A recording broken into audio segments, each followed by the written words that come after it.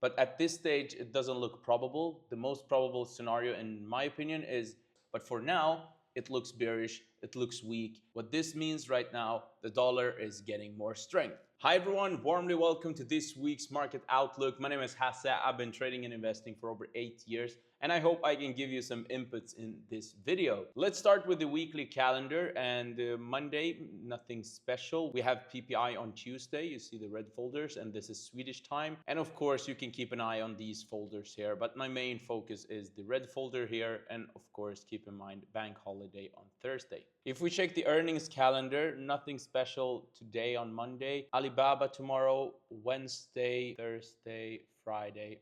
Well, nothing special. We are in extreme fear in S&P 500, and we are in extreme fear in crypto.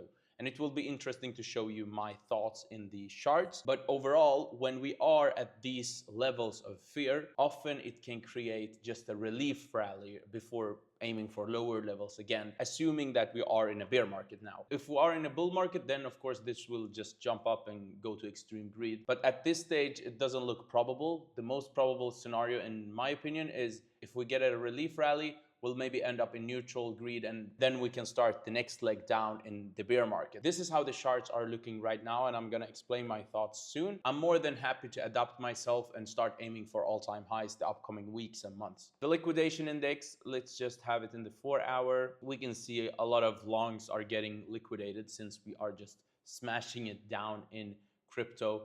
The daily exchange volume is living on the edge here. We are not breaking below this low, and we are just creeping up like this. We would like to see a break above this high to confirm that we are creating higher highs and higher lows. That can flood in more money into the crypto market and help this relief rally or the next leg to all-time high. Now, if we check the Bitcoin chart, we can see we have liquidity here we can aim for. And this doesn't mean that we need to go down directly. What I mean is basically it is more probable that the next rally up is just a relief rally, and then we can aim for lower levels than aiming for this high up here, basically. But this is how it looks like right now. If we get some huge green candles here with higher volume, and we can close this fair value gap there and then get a correction and break again, of course, we can just adapt ourselves and start aiming for all-time high and higher levels. But for now, it looks bearish, it looks weak. And the next rally, I'm going to monitor if it is a relief rally or a next leg to all-time high. And we can see that clearly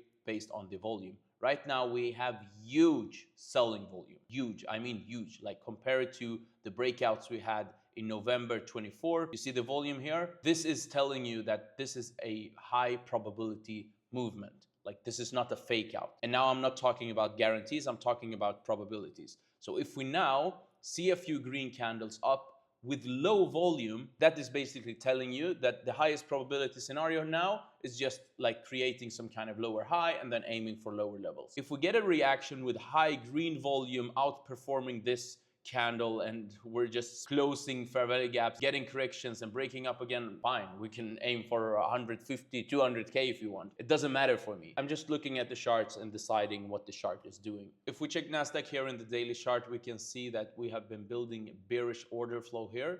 This is not good for the bulls. So as long as we are keeping ourselves below this supply zone, we can be bearish and aim for lower levels. If we start breaking above it in the daily chart, correction, break again, that would increase the probabilities to aim for all-time high and higher levels. But for now, I'm respecting this downtrend here. And of course, you can just go inside the lower time frame here in 4-hour. What we want to see is basically going above this red zone, creating a clear correction, and then a break again. This would increase the probabilities to aim for higher levels here. But for now, that has not happened. So we need to respect the downward sloping trend. And EURUSD here, as long as we are respecting this low here, I'm aiming for higher levels, but we're not getting that confirmation I want to see. I want to see us break above this high and then a correction and then a break again. Of course, this Fibonacci, you can have it from the bodies or you can have it between the wicks. But for now, it doesn't really matter. It's more about the structure I'm focusing on. What I want to see is a break above highs and then a correction and then a break again. And if that doesn't happen, I'm respecting the downward sloping trend and I'm aiming for lower levels in EURUSD. And as you know, if EURUSD goes up, then the dollar index needs to go down. What this means right now, the dollar is getting more strength. And we want it to become more weak in order to be able to aim for higher levels. And I can talk more about the dollar index compared to EURUSD and dig deeper into that if you're interested. But for now, I just want to give you some inputs about EURUSD, and what I want to see is basically what I told you here earlier. That was basically it for this week's market outlook. I hope you liked it. See you in the next one. Bye.